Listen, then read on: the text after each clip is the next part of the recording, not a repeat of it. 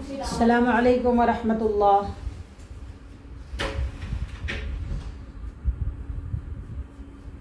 आज हम आप लोगों के सामने ज़ुल्हज्जा की अज़मत, उसकी फ़जीलत के बारे में कुछ गुफ्तगू करना चाहते हैं। उम्मीद करती हूँ कि आप लोगों को मेरी बातें अच्छी लगेंगी और ईमान ताज़ा हो जाएगा। अल्लाह तबारक ताला कुरान पाक में इरशाद फरमाते हैं, वल फज्र व लयालिन अश्र, कसम है फज्र की और 10 रातों की। 10 रातों का जो तज़किरा किया गया कुरान पाक में, वो 10 रातें यही ज़ुल्हज की रातें हैं। हम अभी तक इन 10 दिनों के बारे में इतने अहमियत नहीं समझते थे, इसकी फ़जीलत नहीं जानते थे कि ये 10 दिन अल्लाह ताला के नज़दीक कितने महबूब हैं। आज मैं आप लोगों को बताती हूँ, मुख्तसर मगर जामे। ये ऐसा ईमान अफरोज़ बयान है जो आपके दिल को नर्म कर देगा, रूह को जगाएगा और अमल की तरफ ले जाएगा। इस्लाम में कुछ दिन ऐसे हैं जिन्हें अल्लाह ताला ने ख़ास फ़जीलत अता फ़रमाई है, और उनमें सबसे अज़ीम दिन ज़ुल्हज्जा के पहले 10 दिन। ये वो मुबारक अय्याम हैं जिनमें इबादत का अज्र कई गुना बढ़ा दिया जाता है और बंदा अल्लाह ताला से बहुत करीब हो जाता है। ज़ुल्हज्जा के पहले 10 दिनों की फ़जीलत क्या है, मैं आप लोगों को बताती चलूँ। नबी करीम सल्लल्लाहु अलैहि वसल्लम का फरमान मुबारक है, अल्लाह के नज़दीक इन दिनों में किए गए नेक अमाल अल्लाह ताला को बहुत महबूब हैं, चाहे वो कोई भी अमल हो। सहाबा ने अर्ज़ किया, या रसूलल्लाह, आपने जब फरमाया कि नेक अमाल से ज़्यादा कोई अमल अल्लाह ताला को महबूब नहीं है जो 10 दिनों में किए जाते हैं, तो सहाबा हैरत से पूछने लगे कि या रसूल अल्लाह, क्या जिहाद भी नहीं है? तो आपने फरमाया, जिहाद भी नहीं, सिवाय उस शख्स के जो अपनी जान और माल के साथ निकला और कुछ वापस ना लाया। ज़रा सोचें, ये कितने अजीम दिन हैं कि आम नेकी भी जिहाद से बढ़कर मानी जा रही है। इन दिनों में करने के अमाल जो हैं, हमें क्या करना चाहिए? कसरत से ज़िक्र करें, तकबीर तशरीक पढ़ें। तकबीर तशरीक 7 तारीख की फ़जर की नमाज के बाद से पढ़ना शुरू कर दें और 13 तारीख की असर तक जो है तो पढ़ी जाती है। औरत हो मर्द हो, हर कोई पढ़े। तकबीर तशरीक किसे कहते हैं? अल्लाहु अकबर, ला इलाहा इल्लल्लाह, वल्लाहु अकबर वलिल्लाहिल हम्द। नमाज़ों की पाबंदी करें, नफली रोज़े रखें।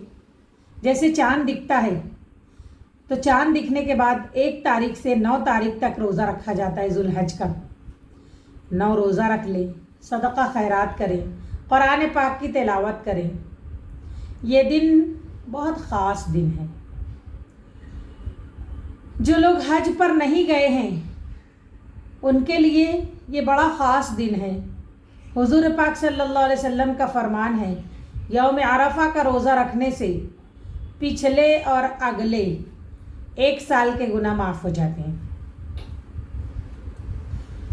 तो यौम अरफा जो दिन होता है, यानी 9 ज़िल्हज्जा, ये यौम अरफा है। ये दिन दुआ का ख़जाना है। अल्लाह से माफ़ी मांगे, अपने गुनाहों पर सच्ची और पक्की तौबा करें, अपने वालिदैन, दोस्तों और पूरी उम्मत के लिए दुआ करें। हज करने वाले 9 तारीख को मैदान अरफात में खड़े होकर अल्लाह ताला से गिड़गिड़ा कर दुआएं मांगते हैं। यही हज का सबसे अहम रुकन है।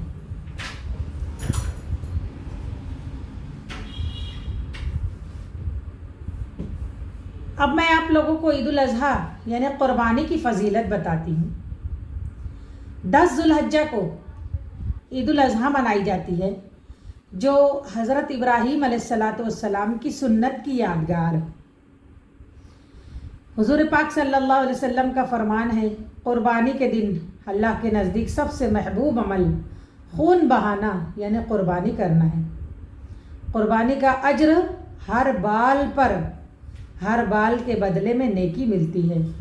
क़यामत के दिन क़ुरबानी का जानवर ज़िंदा हालत में पेश होगा। ये अल्लाह ताला के यहाँ बहुत पसंदीदा अमल है। तो हमें इन सब बातों का ख्याल रखना है।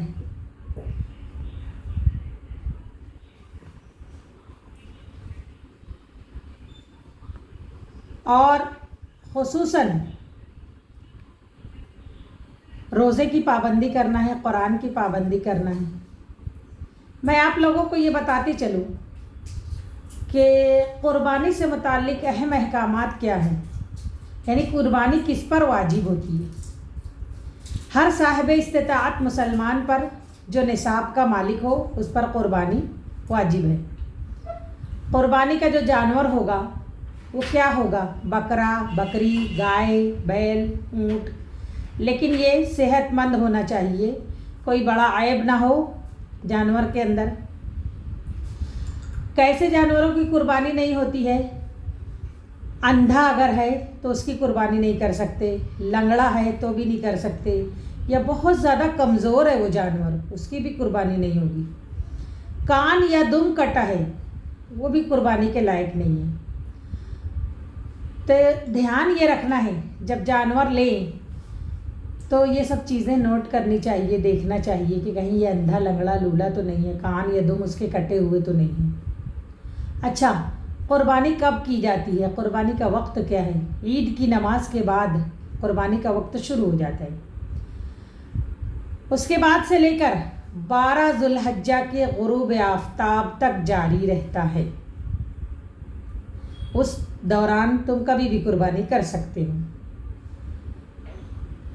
फिर कुर्बानी अगर हो गई तो वो गोश्त क्या करेंगे? गोश्त को कैसे तकसीम करना है? आजकल तो माहौल ये बना हुआ है, कुर्बानी करने वाला सब अच्छा माल अपनी फ्रिज में डाल लेता है, और जो हड्डी बची, थोड़ा बहुत गोश्त लगा रहता है जिसमें, वो गुरबा में तकसीम किया जाता है। ऐसा नहीं करना है। कुर्बानी हम अल्लाह की रज़ा हासिल करने के लिए कर रहे हैं, तो वैसे ही गोश्त की तकसीम भी होगी। किस तरह होगी? एक हिस्सा अपने लिए रखे, जानवर का जो गोश्त है, एक हिस्सा रिश्तेदारों के लिए रखे, एक हिस्सा गरीबों के लिए।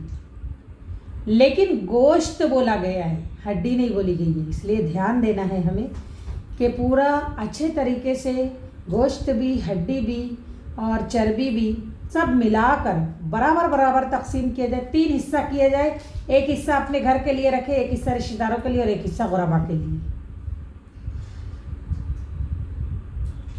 कुर्बानी सिर्फ गोश्त का नाम नहीं, बल्कि ये नियत और तक़वे का इम्तिहान होता है।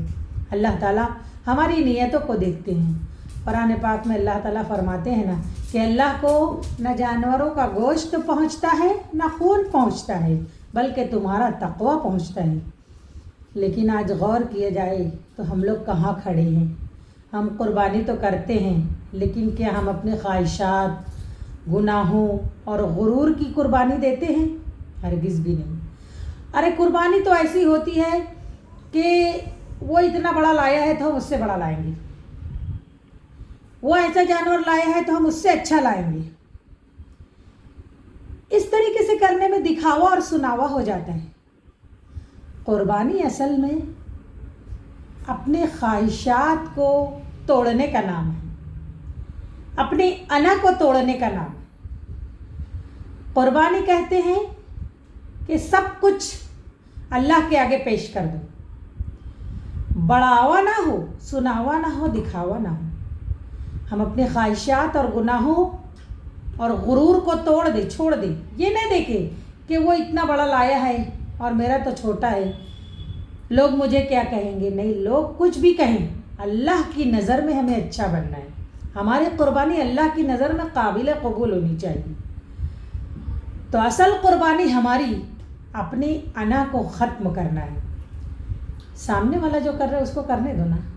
تم کو تمہاری حیثیت کے مطابق جیسا تمہیں میسر ہو تم نیت کو خالص کر کے اللہ کے آگے تمہارے قربانی پیش کرو. اپنی انا کو تم ختم کر دو.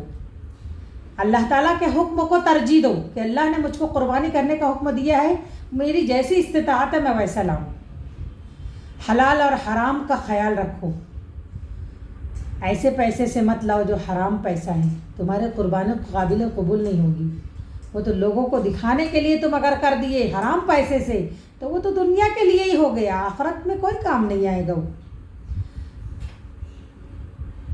اب حضرت ابراہیم علیہ السلام جب اپنے بیٹے کی قربانی دیے اللہ تعالیٰ کے سامنے, جب قربان کرنے کا ارادہ کیا, حضرت اسماعیل علیہ السلام نے بھی جان دینے کی رضا ظاہر کر دی. کہنے لگے ستجدنی انشاءاللہ من الصابرین, اے ابا جان کرو مجھے قربان, اگر اللہ کا حکم ہے تو کر دو, آپ مجھ کو صبر کرنے والا پائیں گے. اللہ کی رضا مقصود تھی. ہم سے صرف ایک جانور مانگا گیا ہے, پھر بھی ہم بہت سوچتے ہیں. اتنا نہیں سوچنا ہے, اللہ کی رضا کا خیال کرنا ہے کہ میری حیثیت کے مطابق اللہ نے مجھے جتنا دیا ہے میں اللہ کے آگے قربان کروں. اب عملی گائیڈ کے لیے میں آپ لوگوں کو بتاتی ہوں کہ ہمیں 1 ذو الحجہ سے 9 ذو الحجہ تک کیا کرنا ہے. روزانہ ذکر کرنا ہے, قرآن کی تلاوت کرنا ہے, صدقہ خیرات کرنا ہے. اس کے بعد جو 10واں دن ذو الحجہ کا ہوتا ہے, جو عید کا دن ہوتا ہے, نماز عید ادا کریں, قربانی کریں, خوشیاں بانٹیں. اور 11-12 تاریخ جو ذو الحجہ کی ہوتی ہے تکبیرات پڑھتے رہیں, قربانی مکمل کریں. یہ دن ہمارے لیے دوبارہ نہیں آئیں گے.